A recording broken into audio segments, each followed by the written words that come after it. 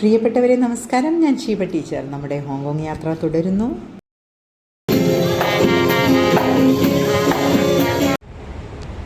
ഞങ്ങളുടെ ഹാർബർ പ്ലാസയുടെ ഫ്രണ്ടിലാണ്. ഞങ്ങളിന്ന് 4ാം ദിവസമാണ്. ഇന്ന് പോകുന്നത് ഓഷ്യൻ പാർക്കിലേക്കാണ്.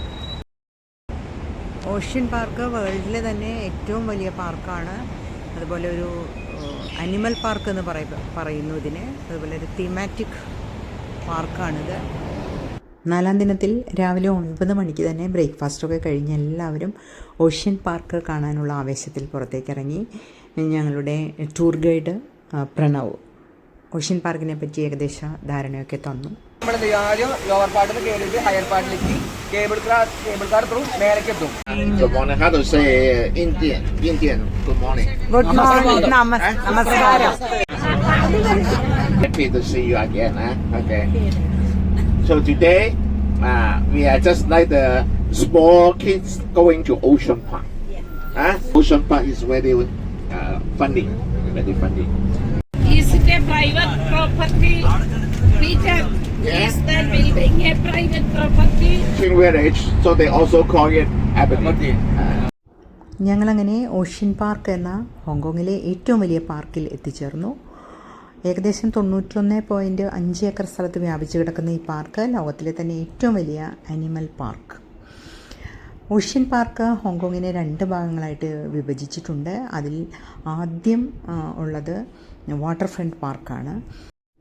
അത് കഴിഞ്ഞാൽ ദി സമ്മിറ്റ് എന്ന് പറയുന്ന മറ്റൊരു ഭാഗം.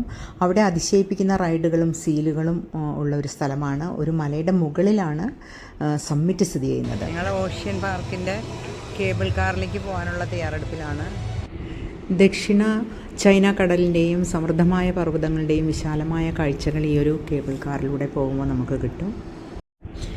സവാരിക്കിടെ പാർക്കിലെ വിവിധ ആകർഷണങ്ങളും അതിനെ വീടെന്ന് വിളിക്കുന്ന മൃഗങ്ങളും ഉൾപ്പെടെ താഴെയുള്ള മനോഹരമായ ഭൂപ്രകൃതി അതിൻ്റെ ഉള്ളിലിരുന്ന് നമുക്ക് ആസ്വദിക്കാൻ കഴിയും.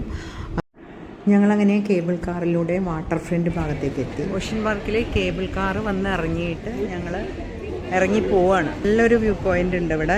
അവിടെ തന്നെയുള്ള ഒരു ബേ വ്യൂ റെസ്റ്റോറൻറ്റിൽ കയറി ഞങ്ങൾ ഉച്ചഭക്ഷണം കഴിച്ചു. ഉച്ചഭക്ഷണത്തിന് ശേഷം ഞങ്ങൾ പോയത് ഓഷ്യൻ പാർക്കിലെ ഏറ്റവും പുതിയ ആകർഷണങ്ങളിലൊന്നായ പോളാർ അഡ്വഞ്ചറിലേക്കാണ്.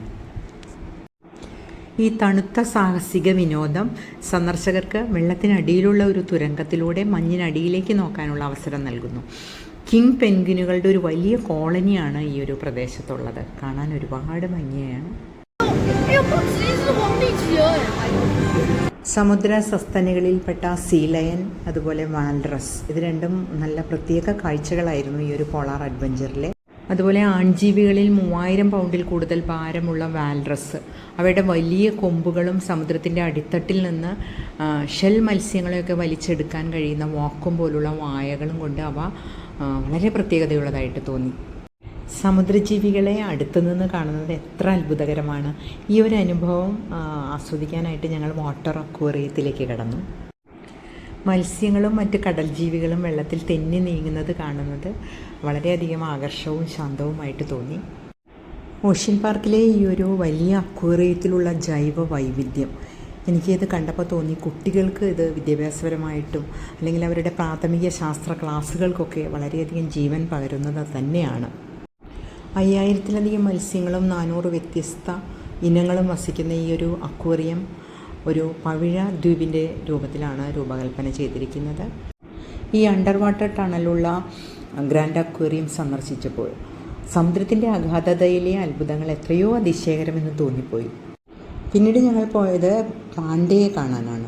പാണ്ട കരടി അല്ലെങ്കിൽ ലളിതമായി പാണ്ട എന്നറിയപ്പെടുന്ന ഭീമൻ പാണ്ട ചൈനയിൽ മാത്രം കാണപ്പെടുന്ന ഒരു കരടി ഇനമാണ്. കണ്ണുകൾ, ചെവികൾ, കാലുകൾ, തോളുകൾ എന്നിവയ്ക്ക് ചുറ്റും കറുത്ത പാടുകളുള്ള വെളുത്ത രോമക്കുപ്പായം ഇതിൻ്റെ സവിശേഷതയാണ്. ഞങ്ങൾ ചെന്നപ്പോൾ 2 പേരും ഉറങ്ങിക്കിടക്കുകയായിരുന്നു. നല്ല ഭംഗിയുള്ളൊരു കുരങ്ങനെയും അവിടെ കണ്ടു. ചൈനീസ് നാമം സിജുവാൻ ഗോൾഡൻ ഹെയർ മങ്കി എന്നാണ് ഇതിനെ പറയുന്നത്. പിന്നീട് ഞങ്ങൾ ഓഷ്യൻ പാർക്കിൻ്റെ വാട്ടർ ഫ്രണ്ട് ഭാഗത്തു നിന്നും മറ്റൊരു ഭാഗമായ സമ്മിറ്റ്, അതായത് റൈഡുകളുടെ ഭാഗത്തേക്ക് കടക്കാനായിട്ട് ഒരു ഫ്യൂണിക്കുലർ ട്രെയിനിലാണ് കയറിയത്. എയർ കണ്ടീഷൻ ചെയ്തിട്ടുള്ള ഈ ഒരു ട്രെയിൻ നമുക്ക് പ്രത്യേക ഒരു ഫീൽ തരും. അതായത് ഇതിനുള്ളിൽ കയറിയാൽ ഒരു അന്തർവാഹിനി കപ്പലിൽ കയറിയ പോലെ തോന്നിപ്പിക്കാനായി ഒരു ചെറിയ അനിമേഷനൊക്കെ ഇതിൽ പ്രദർശിപ്പിച്ചിട്ടുണ്ട്. ഒരു 4 മിനിറ്റ് കൊണ്ട് തന്നെ ഞങ്ങൾ ദി സമ്മിറ്റ് എന്ന റൈഡുള്ള ഭാഗത്തേക്ക് എത്തി. സാഹസികത ഇഷ്ടപ്പെടുന്ന ഞങ്ങളുടെ ഗ്രൂപ്പിലെ കുറച്ച് പേർ ത്രിൽ മൗണ്ടൻ കാണാനായിട്ട് ഹെയർ റേസർ റോളർ കോസ്റ്ററിലൊക്കെ കയറി.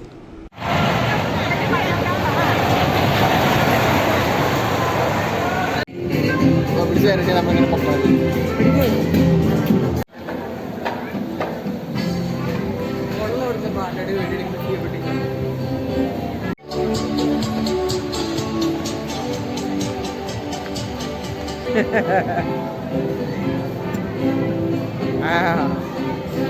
സൂപ്പർ. അങ്ങനെ ഹോങ്കോങ് ഓഷ്യൻ പാർക്ക് സന്ദർശനം ഓർമ്മയിൽ സൂക്ഷിക്കാൻ പറ്റിയ ഒരു വലിയ അനുഭവമാക്കി മാറ്റി ഞങ്ങൾ തിരിച്ചു പോന്നു.